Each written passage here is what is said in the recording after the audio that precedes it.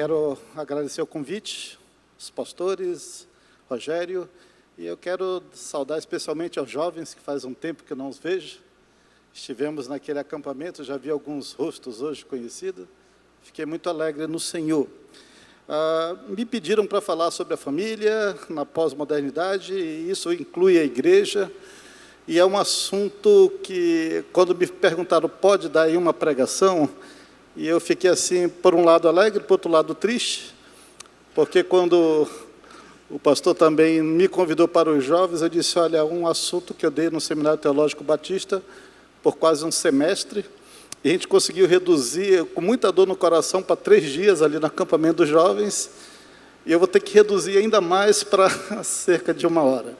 É um assunto muito grande, muita coisa para a família. Na verdade, os pais deveriam ter um assunto um pouco melhor do que eu vou dar hoje sobre isso. Tem muita implicação no dia a dia, na família, na igreja, na escola, na universidade. Então, vamos falar um pouquinho sobre a família e a igreja no pós-modernismo e como isso tem nos afetado. Então, vamos passar já para o primeiro slide. Gente, a primeira coisa, nós vivemos, isso tem que estar claro em nossa mente, nós vivemos em tempos maus, em meio a uma geração confusa e alienada. Nós vivemos de uma maneira tal, hoje em dia, que me lembra um pouco o contexto de Isaías, em que o povo ali estava para ser levado ao cativeiro, devido às suas más obras, e o profeta Isaías, ele denuncia a situação do povo de Deus naquela época, e ele diz assim, ai dos que ao mal chamam bem, ai do que ao mal chamam bem, e ao bem mal, que fazem da escuridade luz, e da luz escuridade, põem o amargo por doce, e o doce por amargo. Aquela situação ali de Isaías, se vocês olharem o capítulo 5, é uma denúncia do Senhor contra o seu povo, em que eles estavam vivendo de tal forma que eles diziam assim, cadê Deus? E eles transformavam o que era bom em mal, o que era mal em bom, eles confundiam as luzes com as trevas com a luz, e ensinavam, os próprios sacerdotes estavam nessa vida, o povo não conhecia mais o Senhor, e o povo não tinha mais marcos éticos, marcos morais, marcos espirituais. O Senhor Jesus, lá em Lucas, capítulo 11, ele falando acerca do nosso entendimento sobre a realidade de Deus, sobre a realidade do bem e do mal, ele diz assim, são os teus olhos lâmpada do teu corpo. Se os teus olhos forem bons, todo o teu corpo será luminoso, mas se forem maus, o teu corpo ficará em trevas. Repara, pois, que a luz que é em ti não sejam trevas. E nós estamos vivendo em uma geração cujos olhos estão em completas trevas, cuja mente está fechada, que não consegue mais distinguir a luz das trevas, o bem do mal. Nós vivemos uma época confusa, uma época alienada, não só de Deus, mas alienada da razão. Nós tivemos, pela graça de Deus, o privilégio de nascer nessa geração e ser alcançado pela graça, mas também nós nascemos numa geração em que a cosmovisão vigente é a cosmovisão pós-moderna. E essa cosmovisão faz com que as pessoas não consigam mais distinguir o certo do errado. Não é que existe o certo e o errado nessa geração, simplesmente eles não conseguem perceber os conceitos de certo, de errado, de bem, de mal, de justiça, da injustiça. Então, nós vivemos essa geração e o que isso tem a ver com a família? Então, vamos começar, eu vou falar um pouquinho sobre cosmovisão, muito rápido, e depois vou começar a aplicar isso. Gente, quem é o indivíduo pós-moderno típico hoje em dia? Olha, é difícil você distinguir, mas a gente pode dizer o seguinte, o indivíduo entenda aqui, homem, mulher, jovem, criança, idoso, o pós-modernismo está vigente desde mais ou menos 1975, então, quem nasceu da década de 70 para cá, basicamente, cresceu nesse pós-modernismo, quem nasceu na década de 90 para cá já vive o pós-modernismo ideologicamente, e quem é de 2000 para cá não consegue nem sequer perceber a ideia de uma cosmovisão anterior. Então, o indivíduo pós-moderno típico, ele é um indivíduo pluralista, significa dizer que ele é religioso, filosófico, cultural, ele não consegue distinguir essas coisas, ele fala de filosofia, ele fala de religião, ele fala de cultura e ele aceita todas elas de qualquer forma. Ele é um indivíduo erotizado precocemente, ele é erotizado constantemente pelos meios de comunicação, pelas mídias, nas conversas, nas séries, na internet. Ele é uma pessoa alienada da realidade, ele é alienado afetivamente, ele é alienado moral e eticamente. Mas, puxa, professor, será que não está sendo muito duro? Não, vocês vão ver que é isso mesmo. Ele é um indivíduo secularizado, ele não consegue ver a religião do jeito que nós vemos, ele consegue entender Deus em qualquer lugar, mas não o Deus como nós vemos na palavra de Deus. Ele é um indivíduo racionalista, misticista, ambientalista, ele é o indivíduo politicamente correto e ele é alguém em permanente crise. Essa é uma pessoa antenada com todas aquelas vertentes, mas ele tem uma característica maior. Vou passar mais um aqui, rapidinho. Ele é alguém que tem um vazio muito grande no seu ser. Então, a gente diz que a maior característica, a maior marca do indivíduo pós-moderno é um vazio indiferente em sua alma. Diferente, por exemplo, na década de 50, 60, que existia a cosmovisão existencialista, que o indivíduo tinha um vazio, mas esse vazio gerava uma angústia existencial. No pós-modernismo, o indivíduo pós-moderno ele está em permanente crise, ele tem um vazio em sua alma, mas esse vazio lhe é indiferente. Tem muita depressão, tem angústia, mas não pelo vazio, pela incapacidade de perceber a realidade. Vamos adiante. Muito bem. Gente, deixa eu mostrar um vídeo que os jovens já conhecem, mas é um dos melhores vídeos para você entender o que acontece com os jovens em universidade. Isso a gente às vezes vê aqui na UFAM tranquilamente, não é uma realidade isolada, o pós-modernismo é mundial, e você vai ver que os jovens, mesmo os adultos que estão dentro dessa cosmovisão, eles estão completamente alienados dentro daquelas características que eu falei. Pode rodar aí, por favor.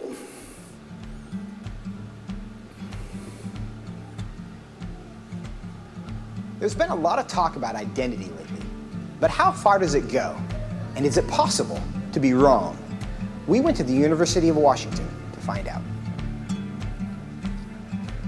Are you aware of the debate happening in Washington State around the ability to access bathrooms, locker rooms, spas based on gender identity and gender expression? I think people should be able to have access to the facility. I think bathrooms could and potentially should be gender neutral because there doesn't need to be a classification for differences. I think people definitely should have the ability to go into whichever locker room they want. I feel like at least public universities should do their best to accommodate for those who do not have a specific gender identity. You know, whether you identify as male or female and whether your sex at birth is matching to that, you should be able to utilize the resources. So if I told you that I was a woman, what would your response be? Good for you, okay, like, yeah. Nice to meet you. I'd be like, what? Really? I don't have a problem with it. I'd ask you how you came to that conclusion. If I told you that I was Chinese, what would your response be? I mean, I might be a little surprised, but I would say, good for you, like, yeah, be who you are. I would maybe think you had some Chinese ancestor. I would ask you how you similarly came to that conclusion and why you came to that conclusion. I would have a lot of questions, just because on the outside I would assume that you're a white man. If I told you that I was 7 years old, what would your response be? I wouldn't believe that immediately. I probably wouldn't believe it, but I mean, it wouldn't really bother me that much to go out of my way and tell you, no, you're wrong. I'd just be like, oh, okay, he wants to say he's 7 years old. If you feel 7 at heart, then then so be it. Yeah, good for you. So if I wanted to enroll in a first grade class, do you think I should be allowed to? Probably Not, I guess. I mean, unless you haven't completed first grade up to this point and for some reason need to do that now. If that's where you feel like mentally you should be, then I feel like there are communities that would accept you for that.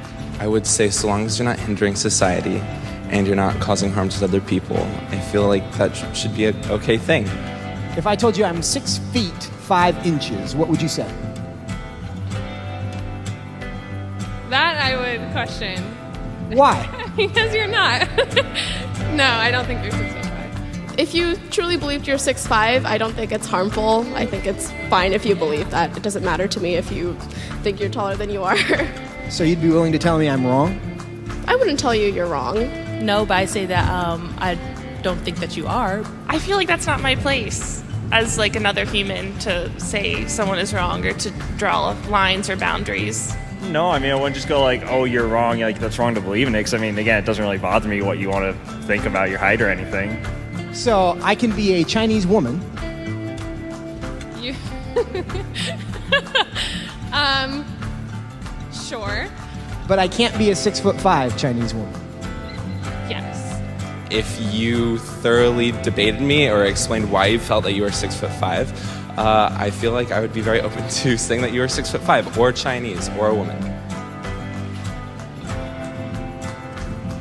It shouldn't be hard to tell a 5'9" white guy that he's not a 6'5" Chinese woman. But clearly it is. Why? What does that say about our culture? And what does that say about our ability to answer the questions that actually are difficult?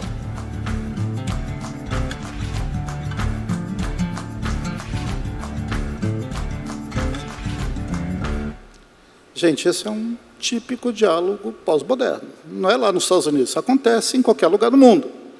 Você conversa com pessoas, ali tem desde pessoas mais jovens, até pessoas um pouco entradas aos 30, perguntas são diretas, são concretas, mas as pessoas não têm capacidade de dizer assim, não é, não aceito, não concordo.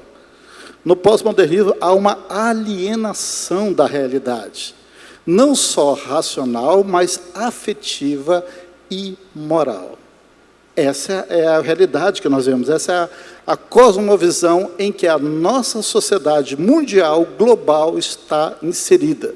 Nunca nós tivemos na história uma cosmovisão que fosse de abrangência mundial em todos os aspectos, como nós temos vivido hoje. E, claro, isso em grande parte é devido à mídia, à comunicação, que cresceu a tal ponto que ela é completamente ubíqua em qualquer lugar. Então, vamos adiante aqui. A pergunta aqui, no caso, é, afinal, o que é o pós-modernismo? Por que as pessoas não são capazes de dizer assim, olha, você não é uma mulher, você não é uma chinesa, você não tem 1,96 m, eu estou vendo isso. As pessoas não conseguem discordar. O que é o pós-modernismo? Vamos passar adiante. Gente, o pós-modernismo, ele é uma cosmovisão. Tá? Cosmovisão, eu não vou aqui explicar tudo sobre cosmovisão, só vou colocar esse slide. Cosmovisão é a lente pela qual nós enxergamos e entendemos as coisas ao nosso redor. Tem várias cosmovisões. Basicamente, a gente diz que uma cosmovisão ela explica a realidade como ela se apresenta para nós. Os teóricos que estudam essa parte do conhecimento, eles dizem que toda boa cosmovisão ela vai responder a 7 questões. 7 perguntas essenciais. E essas questões, essas perguntas são essas daqui. Qual é a realidade primordial? Qual é a natureza da realidade externa? O que é o ser humano? O que acontece quando uma pessoa morre? Por que é possível sabermos, conhecermos alguma coisa? Como sabemos o que é certo ou errado? Qual o significado da história humana? São 7 questões essenciais e elas abrangem basicamente todas as vertentes dos campos de conhecimento. A primeira tem a ver com teologia, a segunda a cosmologia, a terceira a antropologia, a quarta a metafísica, a quinta a epistemologia, a sexta a axiologia e a sétima a história humana. Tudo o que nós sabemos sobre a realidade estão resumidas nessas 7 perguntas. A gente poderia, aqui, tranquilamente, passar 3 semanas só nesse slide, vendo cada uma delas. Os seminários, os pastores tinham que se enrolar para fazer isso daqui.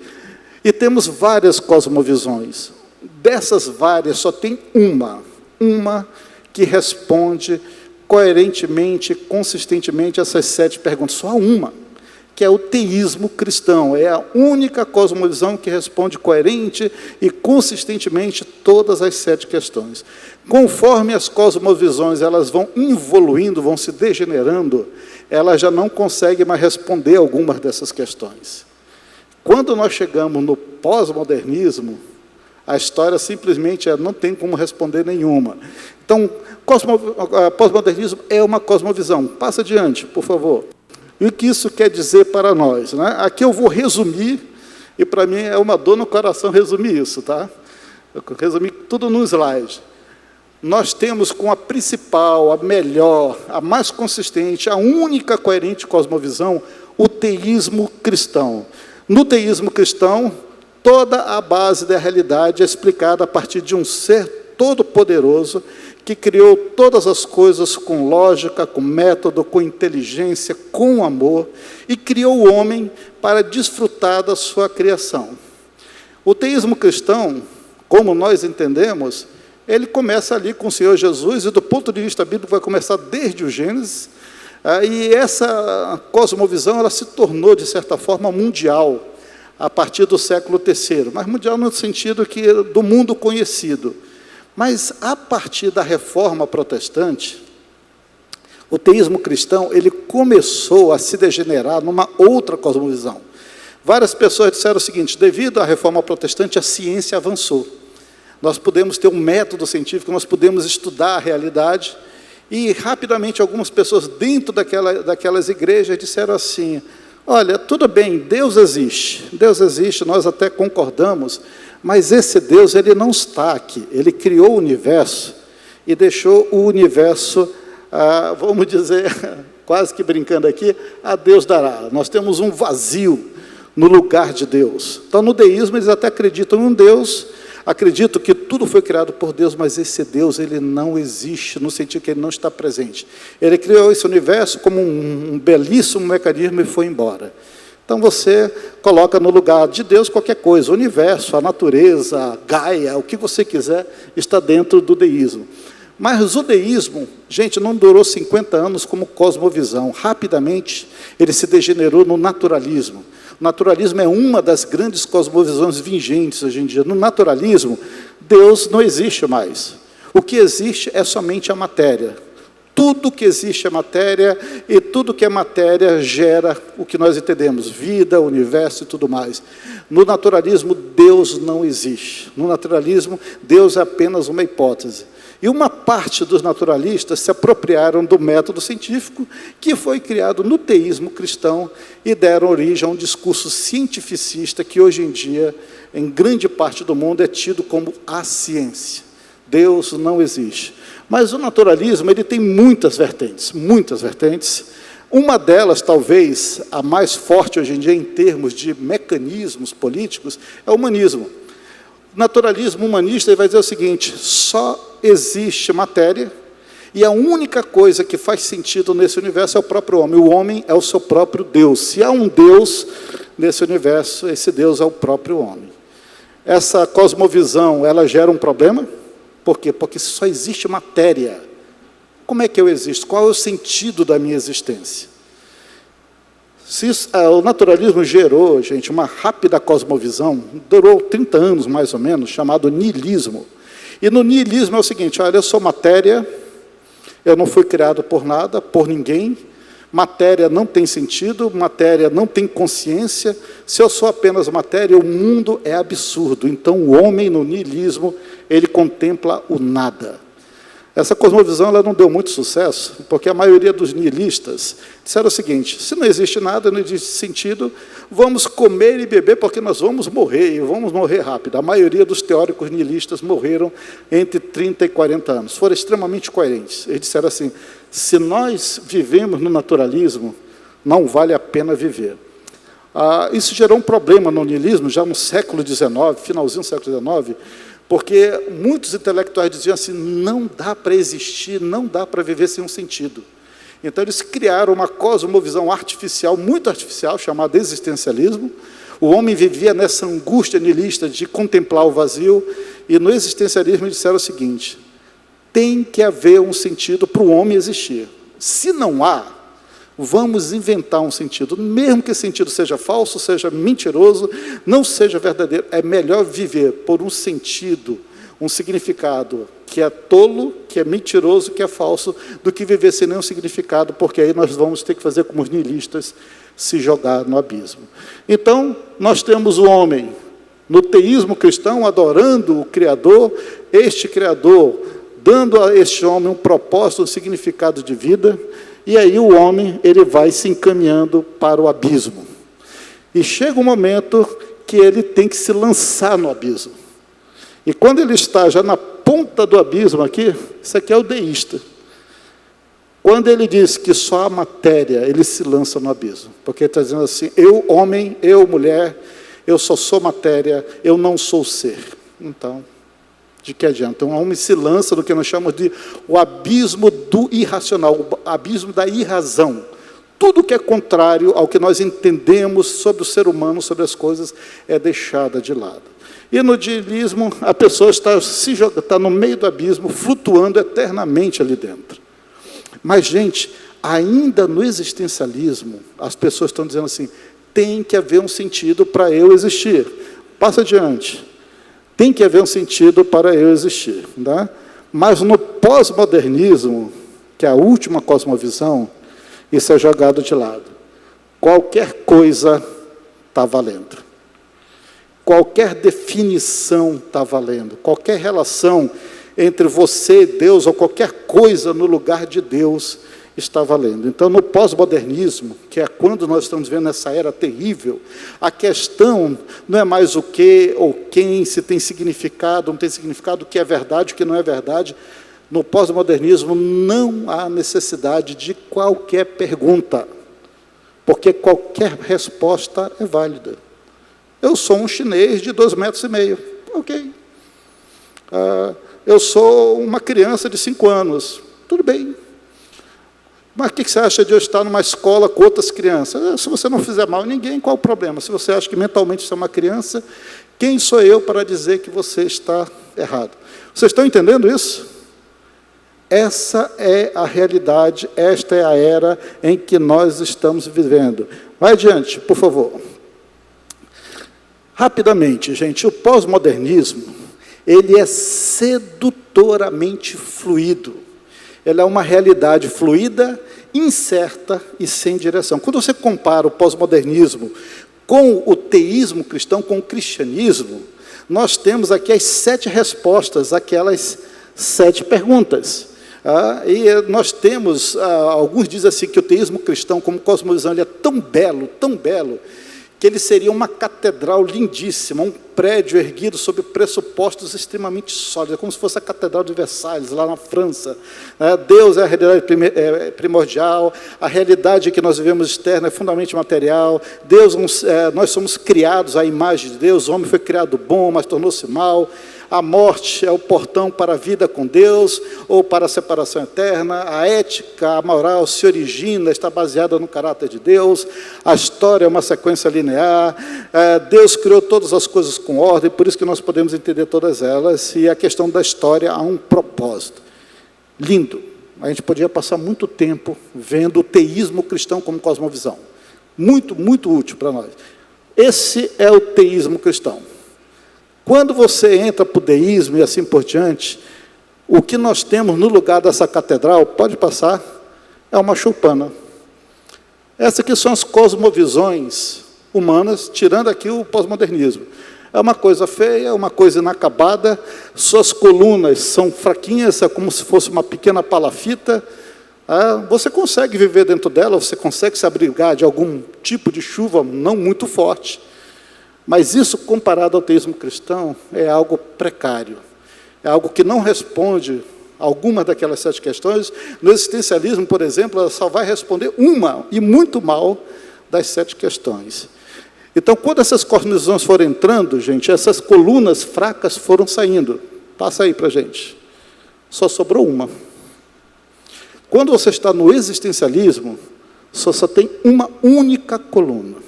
que sobrou. E sabe qual é essa única coluna? Era a única coisa que as pessoas não podiam se alienar, que era a realidade. A única coisa que sobrou quando nós chegamos no existencialismo é que o homem dizia assim, ok, nós vivemos numa realidade, nós não podemos negar que existe essa realidade. Mas quando chega no pós-modernismo, passa aí, por favor, até essa última coluna sumiu. No pós-modernismo, nós estamos flutuando em qualquer coisa que nós possamos dar sentido à nossa vida. Passa mais uma. Então, no pós-modernismo, nós temos isso daí, gente. Nós temos qualquer coisa que esteja valendo. Não é mais uma Chopin, é qualquer coisa. O que você quiser colocar aqui dentro está valendo dentro do pós-modernismo. Qualquer coisa chega para você. Então, esse é o pós-modernismo. Por que ele seduz? Porque você pode pensar qualquer coisa, você pode ser qualquer coisa, você pode falar qualquer coisa, você pode afirmar-se em qualquer tipo de sentido, e aí você não tem que pensar, você está vivendo, flutuando no mar da irracionalidade. Quando eu falo irracionalidade, estou falando no sentido filosófico. Tá? No sentido em que você não consegue mais perceber causa e consequência, você não consegue mais fazer distinção entre o certo e o errado, e você não consegue mais perceber dilemas, seja dilemas racionais, intelectuais, seja dilemas éticos, seja dilemas morais. Nossa geração, ela flutua no mar dessa irracionalidade. Passa aí adiante. Nós estamos no mês da família, tá? Por que hoje em dia a família tem sido atacada por todos os lados? Porque a família agora é um conceito pós-moderno. Gente, esse mês tem um cartunista famoso aqui no Brasil, e ele, durante esse mês da família, publicou várias tirinhas, meio que acabando com a família. Né? Então, no pós-modernismo, o conceito de família vai se restringir a um conceito vago, que é um lugar onde existe amor e aceitação. O que é família para o pós-moderno? É um lugar onde existe amor e aceitação. Mas como assim? Tem mais alguma coisa? Não. Todo o restante é fluido, todas as formas de família, todos os arranjos familiares são válidos, e esse homem, ele colocou justamente no Dia da Família, essa chargezinha aí, e era uma crítica aos cristãos. Ele diz assim, ó, os cristãos, eles querem colocar todas as pessoas na forminha deles, ó. Isso para eles que é família. E colocou isso na internet, algumas pessoas comentaram, mas diz assim, será que esse povo não entendeu que essa formazinha só serve para alguns e a grande maioria não se encaixa? 2 dias depois, o dia do orgulho LGBT, ele diz assim, ele coloca essa outra charge, e nos comentários assim, todas as formas de amor são possíveis e são válidas, com exceção da forma cristã. Então, no conceito pós-moderno, tudo é válido, contanto que você não tem que colocar nenhum absoluto moral, nenhum absoluto ético, nenhum absoluto racional, lógico. Então, no pós-modernismo, tudo é válido, mas os cristãos não entram nessa receita pós-moderna de família. Isso seduz, gente. Seduz, porque tem muito marido, tem muita mulher, tem muito filho, tem muita filha que quer viver esse tipo de família. Uma família que você não é obrigado a entrar, entre aspas, aqui em nenhum molde, onde você não é julgado por absolutamente nada, onde não há consequências para os seus atos. E as famílias têm entrado, têm embarcado nessa. Nós temos diversos tipos de arranjos de famílias hoje em dia. Tem igrejas, infelizmente, na nossa cidade, nós temos já agora mais de 5 igrejas, que aceitam qualquer tipo de arranjo, e eles dizem assim, porque Deus é amor. Nós cantamos aqui, porque Deus é amor, mas o amor para eles é uma coisa vaga, uma coisa sem consequências, sem dilemas morais, sem dilemas éticos, sem um Deus que esteja por cima de tudo. Né? Então, isso seduz, e muitas famílias têm aceitado essa sedução. Vamos adiante. Gente, rapidamente, o que é cosmovisão? Pós-modernismo é uma cosmovisão sem conceitos, sem definições, Não existe nenhuma realidade realmente real no pós-modernismo, não há questionamento sobre o que é verdadeiro, não há uma proposição característica, só há anarquia de ideias e propósitos. Passa adiante. Só há isso daí. A gente diz o seguinte, que no pós-modernismo, uma boa história, e aí você pode colocar um bom casamento, um bom arranjo, uma boa amizade, uma boa sexualidade, para ter sentido ou significado, não precisa ser lógica, não precisa ser real, contanto que faça um sentido para a sua vida pessoal. É só isso. Quando eu fazia doutorado, no finalzinho dos anos 90, no início dos anos 2000, nós tínhamos um rapaz em São Carlos, que ele assistiu o filme Matrix, e ele disse assim, essa é a realidade. Nós estamos sendo enganados. Alguém conseguiu passar a verdade sobre a realidade. Ele passou mais de um ano andando como o Nil, com essa roupa aí, num calor terrível, às vezes, em São Carlos. E ele dizia, essa é a realidade. Ele falava aquilo e ele convencia as pessoas. Não importa se é real ou não, não importa se é mentira ou não, se é fake, se é fato. O que importa é que faz significado para a minha vida. Passa mais um, por favor. Então, gente, o pós-modernismo é chamado por alguns filósofos, não de pós-modernismo, eles chamam de modernidade líquida. Esse aqui é Zygmunt Bauman. Ele não gosta de usar pós-modernismo. Ele diz que é a modernidade líquida. O que isso significa? Que não existe um caminho errado para você fazer ou para você sentir alguma coisa que você acha que é certo naquele momento. Pode ser que não seja certo no momento seguinte. Então, tudo é ambíguo, tudo é multiforme, não há absolutos, os absolutos são apenas maneiras de contar uma história. Às vezes, na igreja, você encontra isso.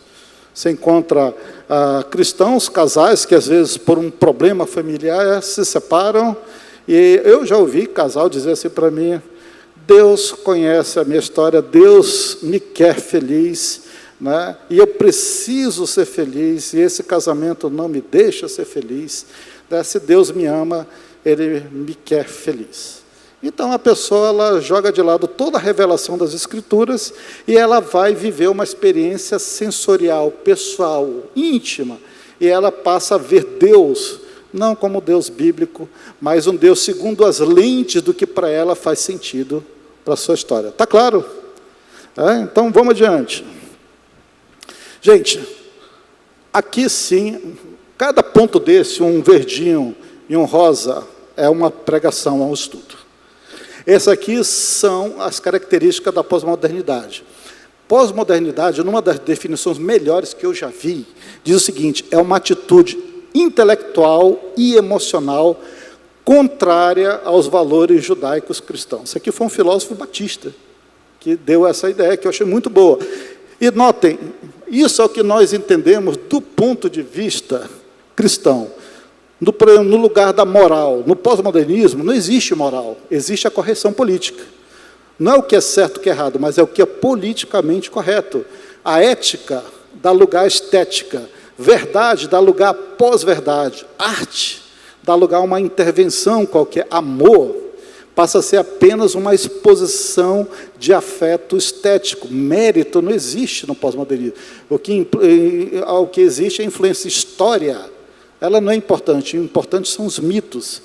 Critérios não são definidores, mas a causação, ou como os jovens gostam de dizer, a lacração, é que realmente dá o critério para que aquela coisa seja importante. Então, você vai encontrar de tudo.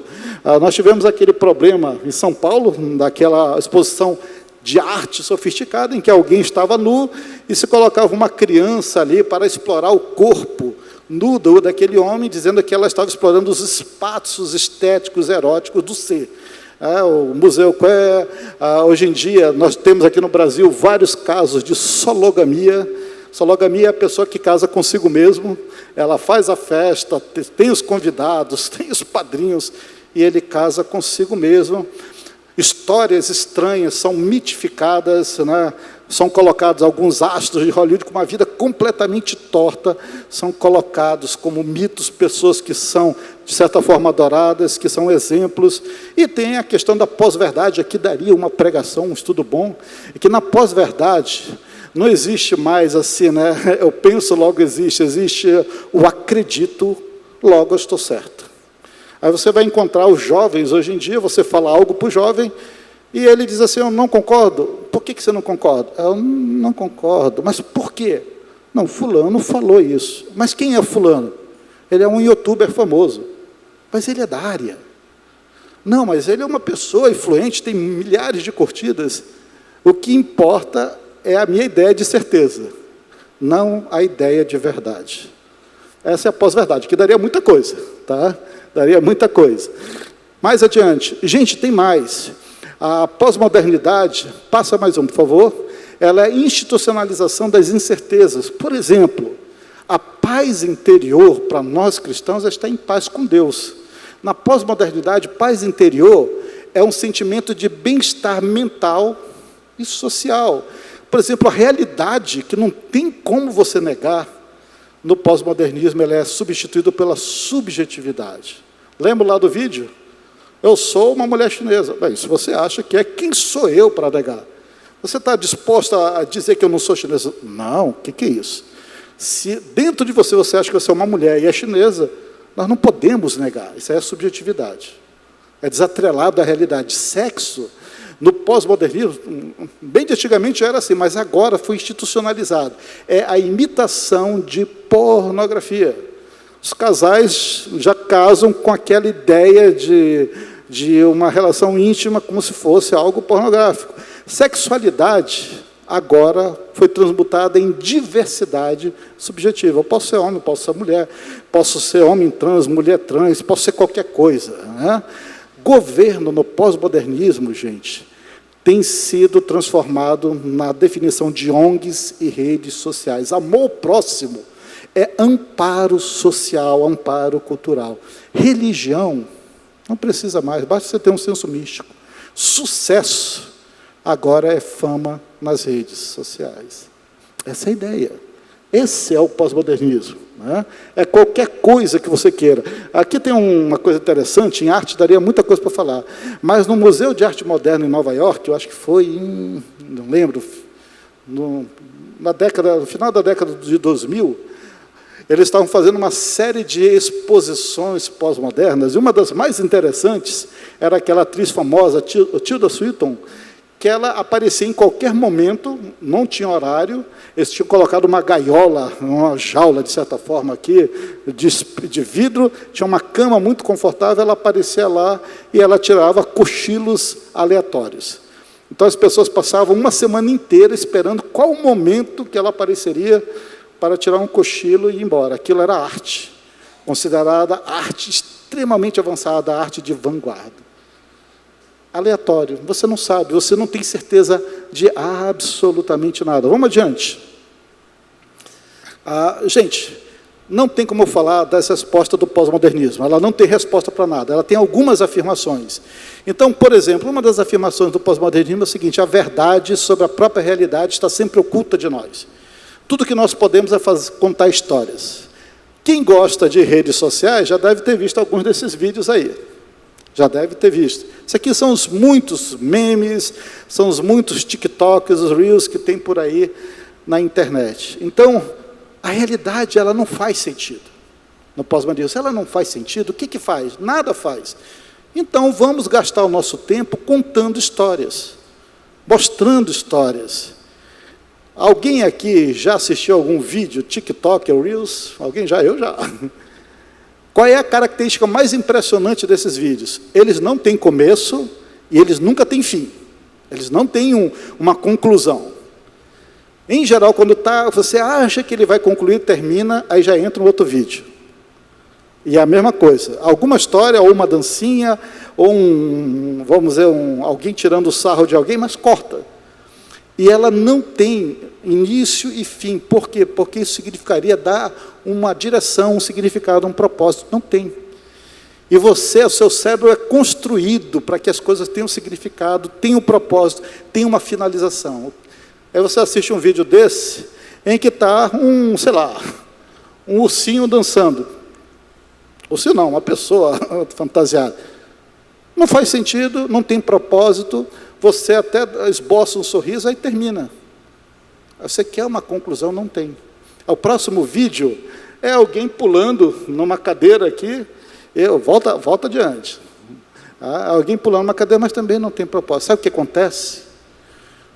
Quando você vê, já passou 2 horas, 3 horas assistindo isso daí, você não aprendeu nada, você não teve nenhum significado na sua vida, e aí você entra na definição de pós-modernismo, que é um dos mais impressionantes, que diz assim, o indivíduo pós-moderno, ele flutua por narrativas aleatórias, sem sentido ou significado concreto.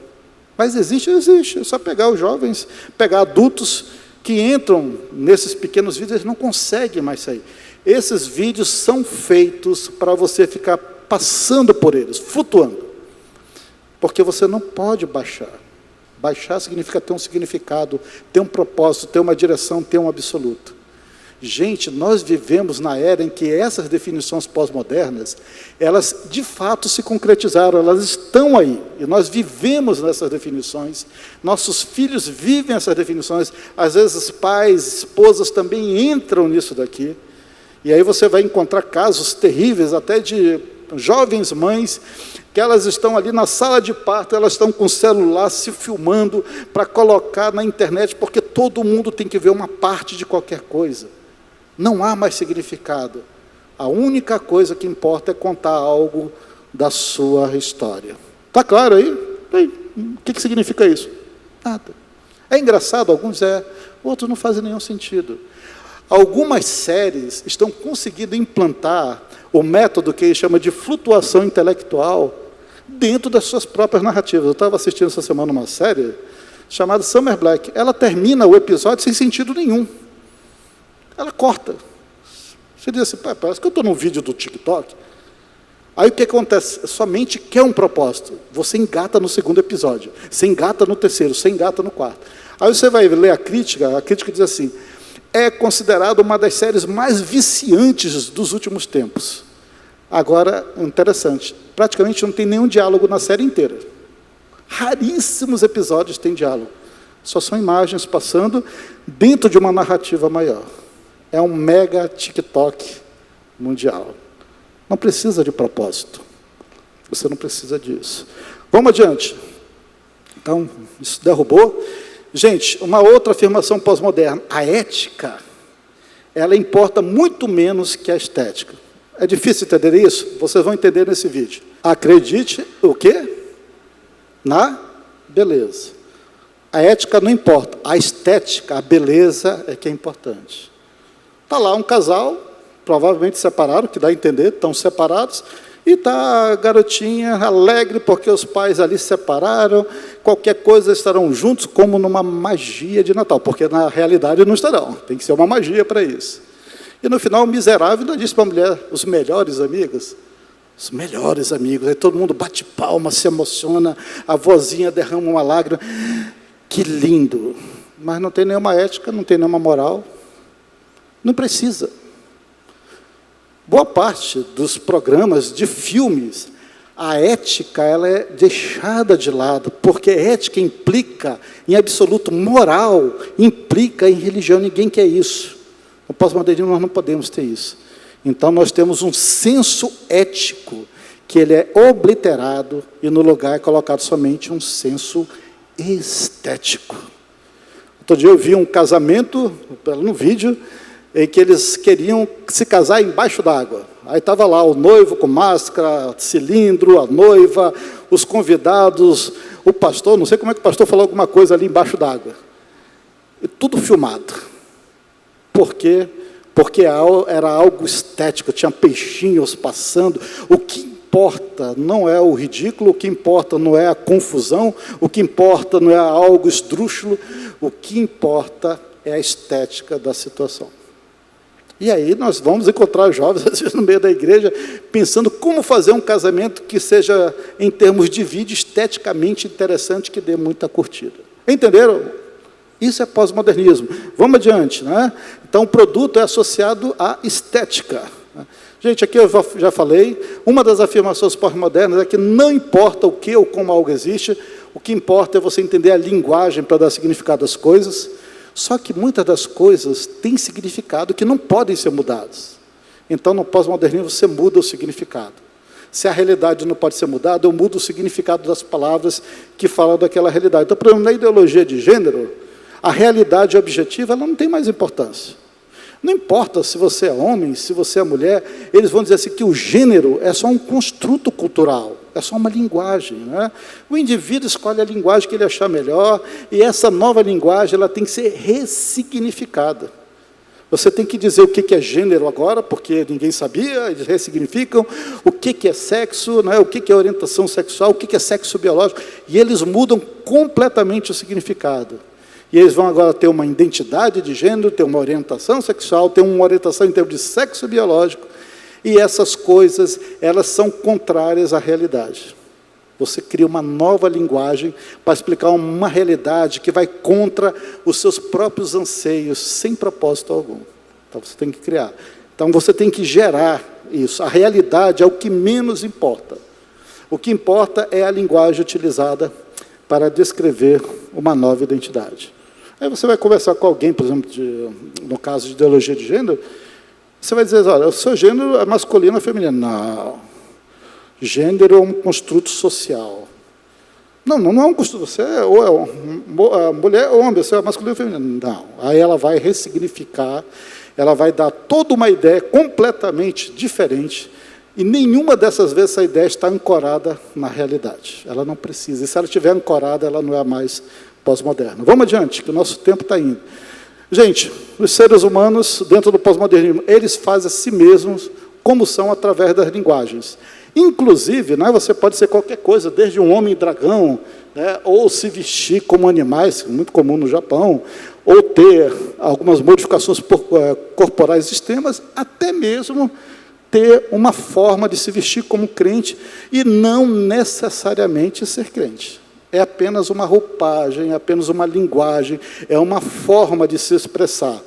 E aí você vai encontrar, dentro da nossa seara, tá? Nas igrejas, você vai encontrar igrejas que pregam qualquer coisa, menos a palavra de Deus, mas você vai encontrar os jovens, ou as mulheres, ou até os homens, com camisas, com versículos, com alguma identificação de cristão.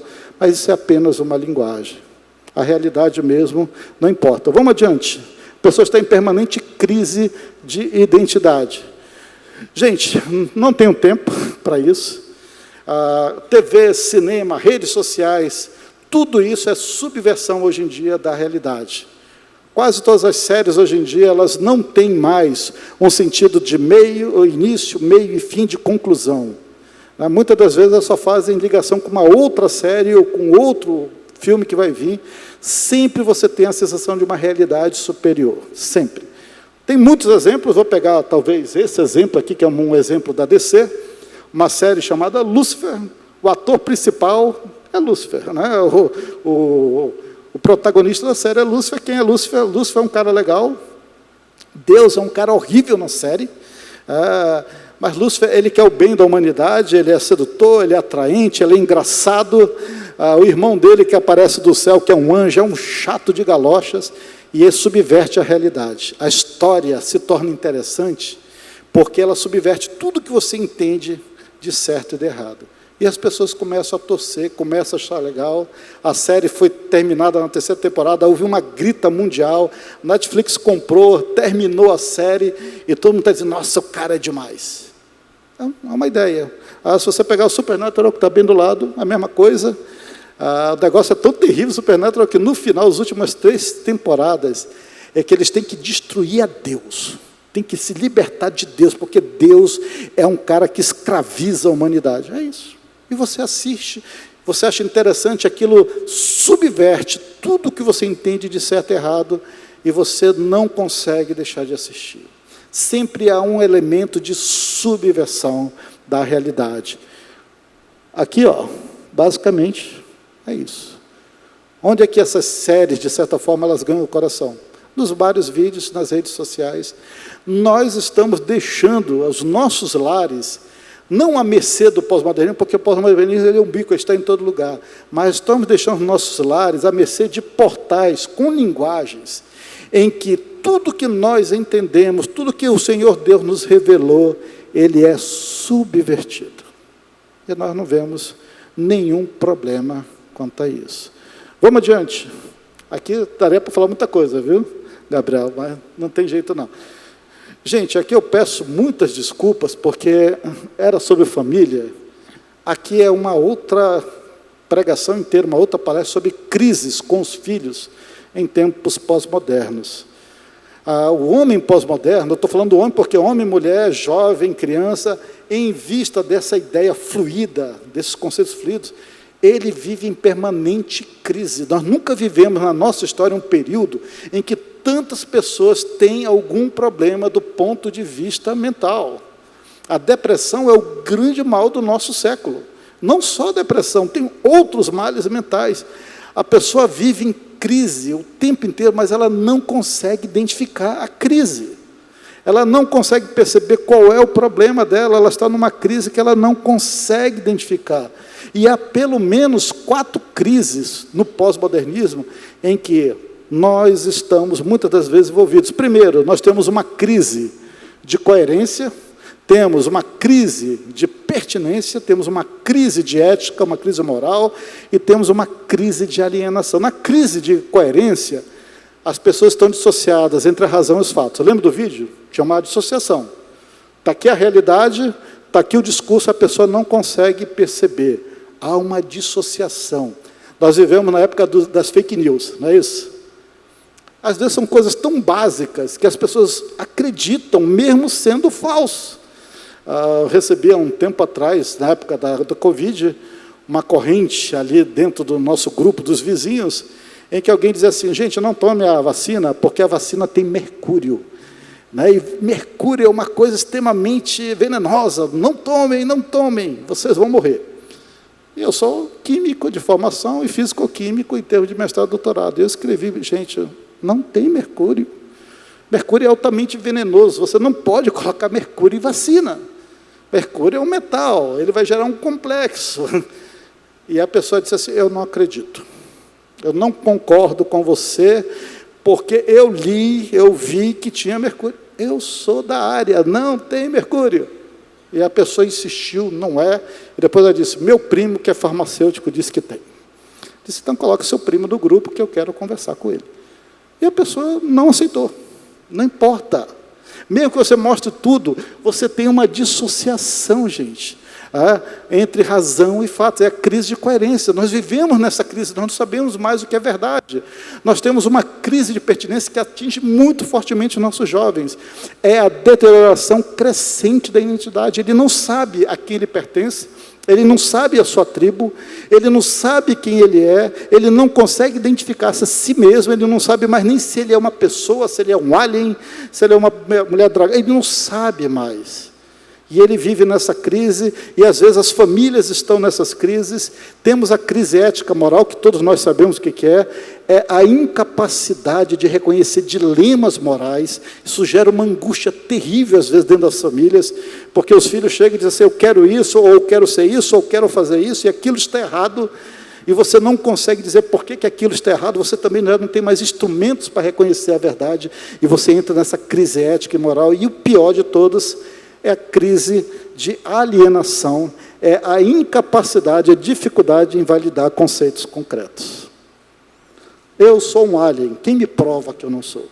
O cara é um alien. Você não consegue mais validar.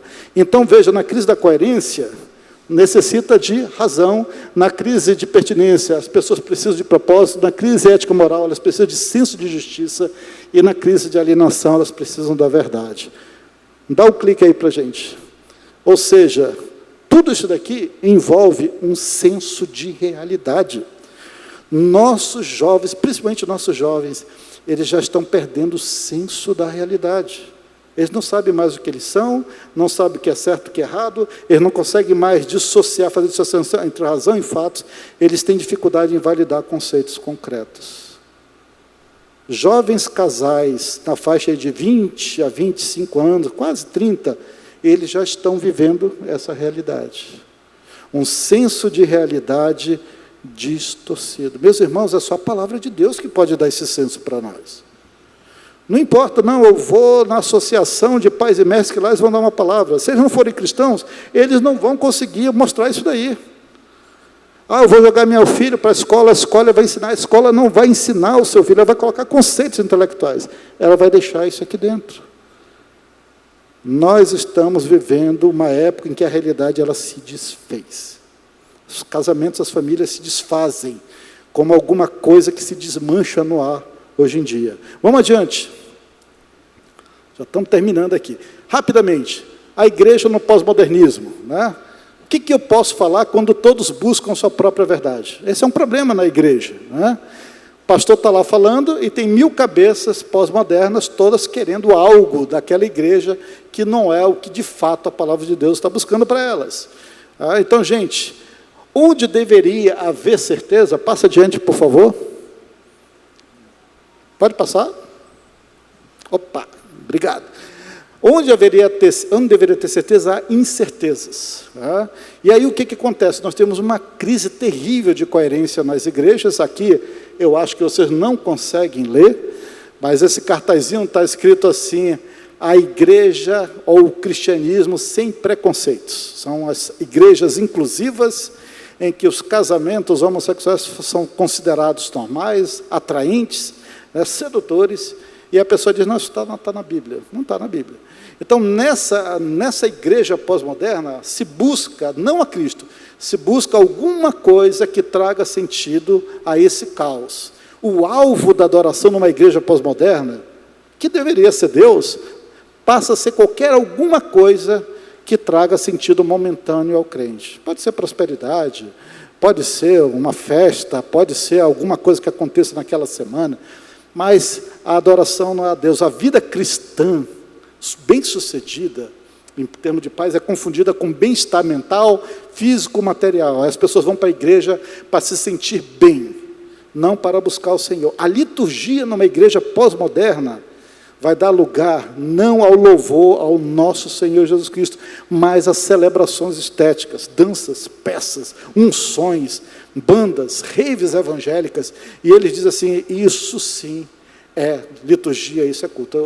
Ontem à noite eu estava vendo uma igreja, que eu não vou citar o nome, não é aqui de Manaus, em que eles estavam anunciando, era o culto funk da moçada.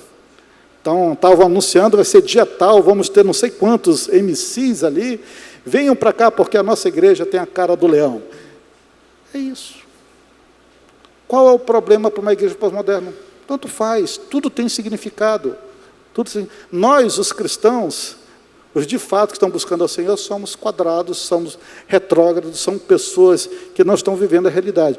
Então, aqui, gente, há uma forte desorientação, que não se percebe mais a falta de coerência. Vamos adiante. Mais uma coisa dentro da igreja pós-moderna. A igreja tem um público alienado da realidade e da razão. Então, aqui nós temos uma clara confusão. Vocês sabem que o Stan Lee, um dos principais da Marvel, faleceu, o quê? 1 ano atrás? 2 anos atrás? 3 anos atrás, garoto não tem nada ali. 3 anos atrás. Aqui de Manaus, uma pessoa que eu conheço, colocou essa figura na internet, e aqui nós temos Stan Lee, Jesus, Buda, Krishna e Odin ali atrás. E a pessoa ela vai colocar ali no seu Facebook, né, que ela presta essa singela homenagem ao grandioso Stan, que teve que partir para outro plano, deixando essa vasta criação, essa magnífica marca na história. A pessoa não percebe, e é alguém que está numa igreja evangélica. Ela consegue colocar Stan Lee junto com Jesus e outros panteões aí de deuses, e a pessoa não consegue fazer diferença. Então, gente, nós vivemos uma época dentro das nossas igrejas de clara confusão. A pessoa não consegue mais identificar o limite da fé. Nós temos o que nós chamamos de relativização da fé cristã. A fé cristã ela é tão válida quanto outras fés. Vamos adiante. Essa daqui, não sei se vocês já conheceram, né? Na igreja pós-moderna, há uma defesa de temas totalmente incompatíveis com o cristianismo. Já ouviram falar da Frente Evangélica pela Legalização do Aborto? Já ouviram falar? É um movimento dito evangélico, né? Está lá o feminismo mais a cruzinha igual amor. Você vai encontrar isso na internet. E eles vão dizer que há base bíblica para isso, que Deus é amor, que Deus deu liberdade. Aborto não é problema nenhum. Então, nós vivemos uma época, lembra um pouco ali a última igreja do Apocalipse, de severa cegueira, porque as pessoas não percebem a falta de coerência, de lógica, de sentido das coisas. Meus irmãos, nós vivemos numa época de alienação da mensagem cristã. Nas famílias, muitas vezes, os pais estão tão cegos para as verdades cristãs, que eles abrem mão para que seus filhos façam, sintam ou experimentem qualquer coisa. E isso não toca, eles vão dizer assim, não, se essa igreja não concorda, a gente vai para a igreja tal, que lá concorda. Não tem problema nenhum, a relativização. Mais uma. Na igreja pós-moderna, nós temos a adoção de um estilo de vida que é incompatível com as Escrituras. Isso aqui é naturismo gospel. Alguém já ouviu falar? Eu espero que não.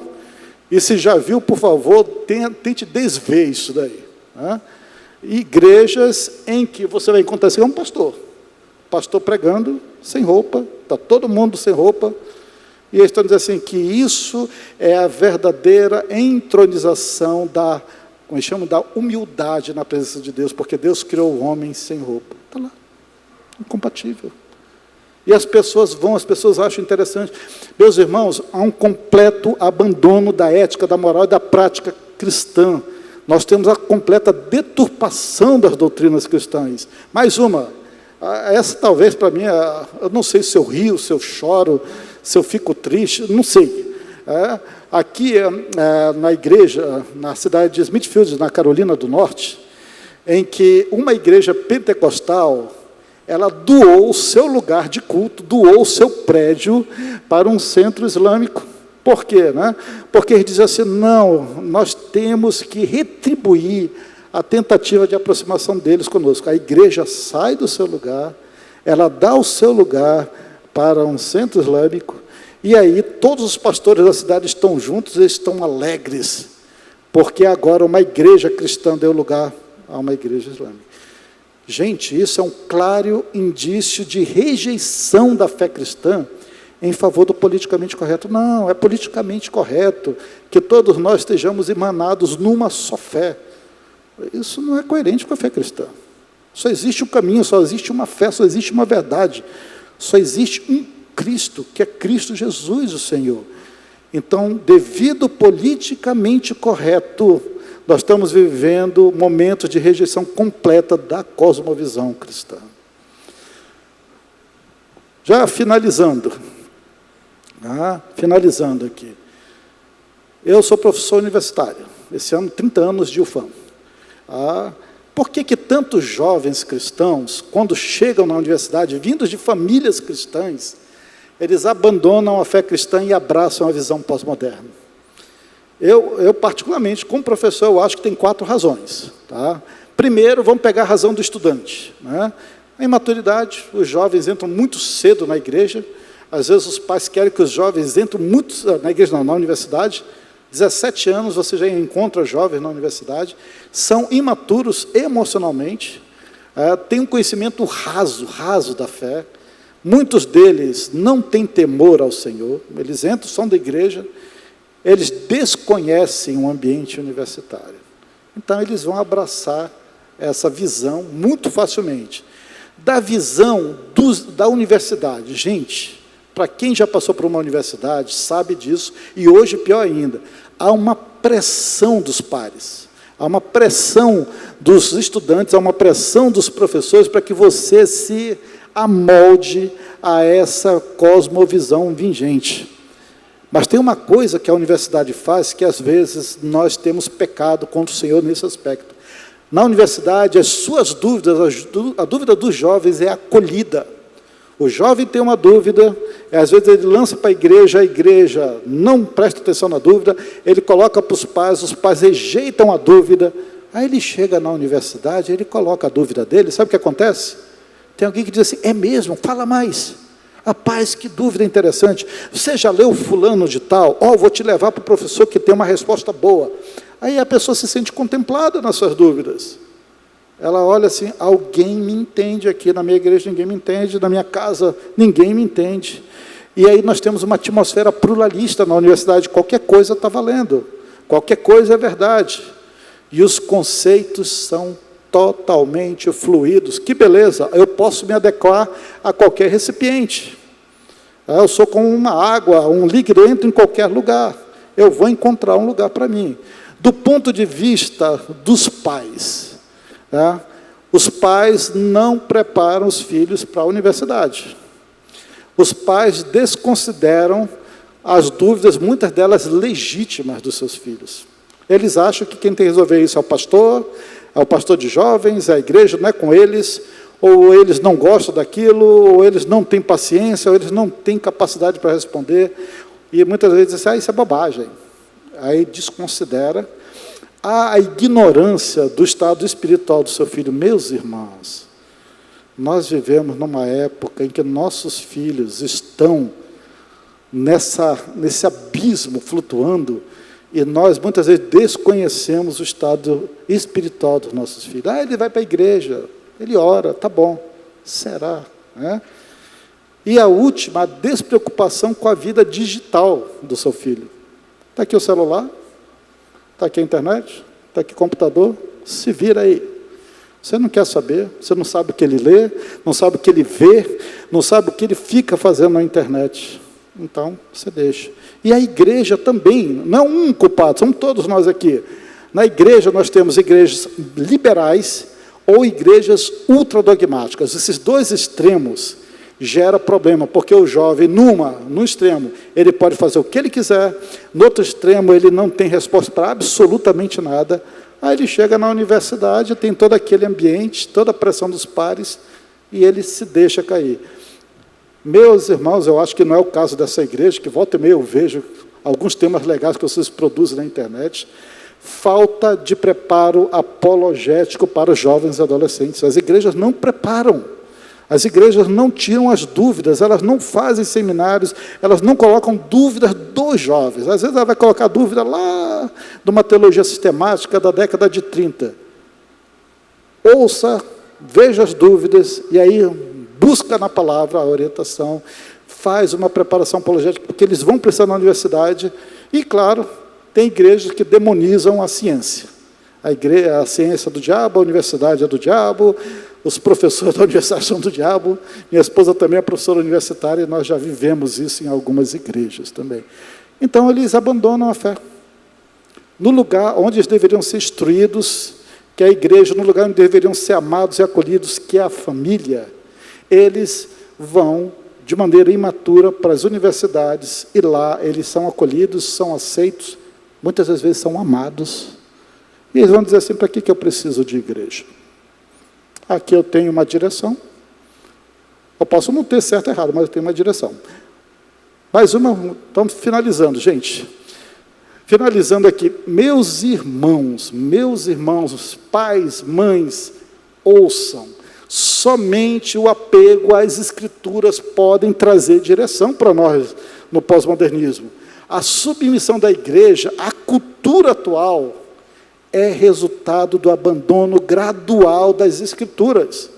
Quando você vê uma igreja pós-moderna, não imagine que o pós-modernismo entrou ali e capturou todo mundo, não.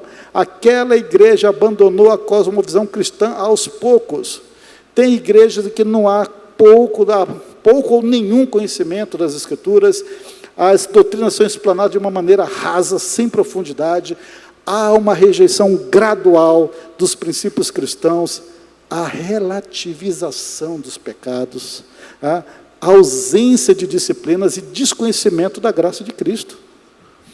Se nós não buscarmos as Escrituras, nos apegarmos às Escrituras, nós vamos viver como na época lá de Isaías, trocando o bem pelo mal, o certo pelo errado, e sem saber o que é certo, o que é errado, o que é bem, o que é mal, sendo incapazes de perceber essa diferença. E o Senhor vai dizer, ai daqueles que vivem dessa forma.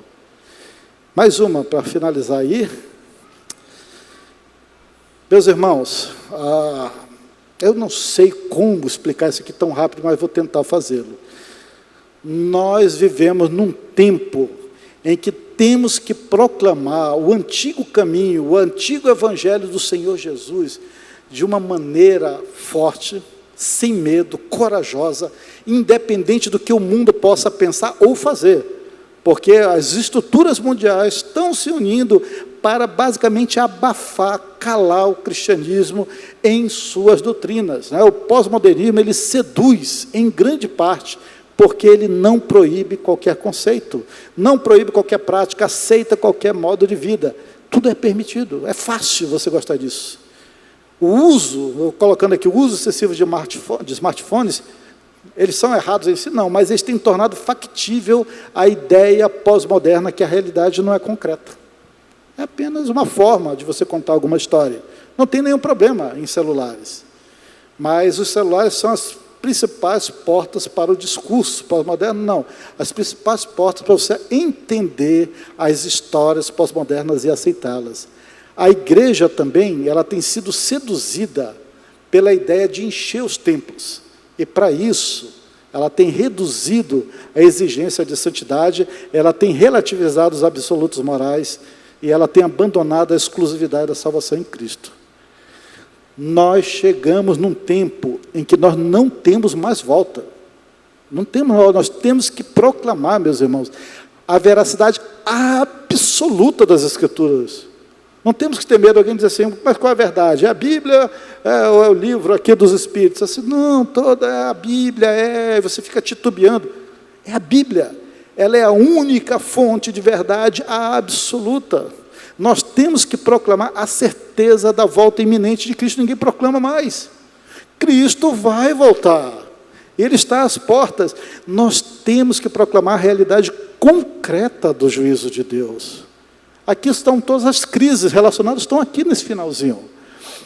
Meus irmãos, nós não estamos como igreja para fazer a paz com o mundo.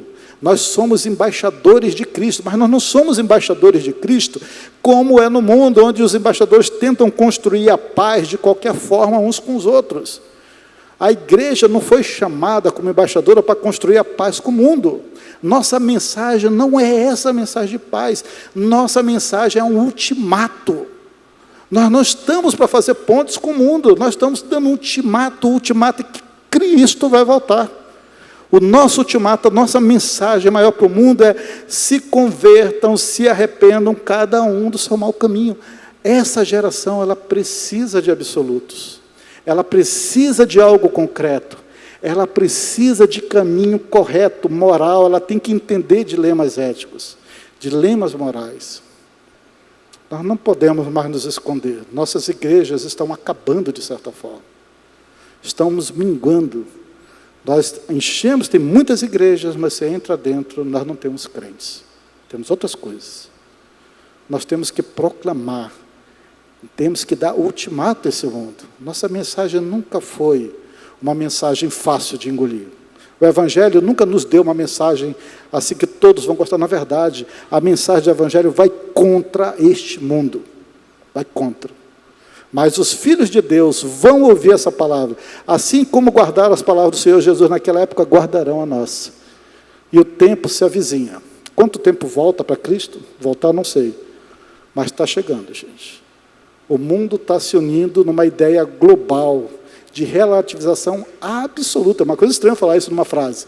Relativização absoluta da própria realidade de todos os conceitos. A igreja tem que se levantar e dizer assim: há uma realidade, há um Deus, há um propósito, há uma justiça, há um bem. Se arrependam. Se arrependam e ai de vocês que trocam o bem pelo mal. Amém? Vamos ficar em pé? Pastor, o senhor pode terminar com uma oração? Oremos. Querido Deus, nós agradecemos porque o Senhor edificou a sua igreja sobre a rocha, e as portas do inferno já se passaram 20 séculos, estamos a 21 séculos da sua encarnação, e surgem filosofias e tendências, elas se levantam, elas predominam, elas caem, mas a tua palavra tem permanecido, porque céus e terra passarão, mas a tua palavra não passará. Obrigado porque os salvos, a igreja, as portas do inferno não prevalecerão, lutarão como vimos hoje de manhã, lutarão com ódio e com fúria para destruir, mas os que foram remidos pela graça por meio da fé permanecerão e perseverarão até o fim, pela sua graça e pelo seu poder. Querido Deus, dá-nos essa responsabilidade de fazer tudo o que estiver ao nosso alcance para esclarecer na Tua palavra e preparar o Teu povo para esse embate. Obrigado pelo ministério do professor Kelso. Obrigado porque ele tem se esmerado, se dedicado de uma maneira tão clara a nos apresentar todas essas advertências e todas essas realidades, Senhor, ameaçadoras. Toma conta dele, da sua família, livra-o e protege-o de todo o mal. Querido Deus, despede-nos debaixo da Tua bênção e paz, é o que nós te suplicamos e te agradecemos, em nome de Jesus. Amém. E de paz, meus irmãos, que o Senhor vos abençoe.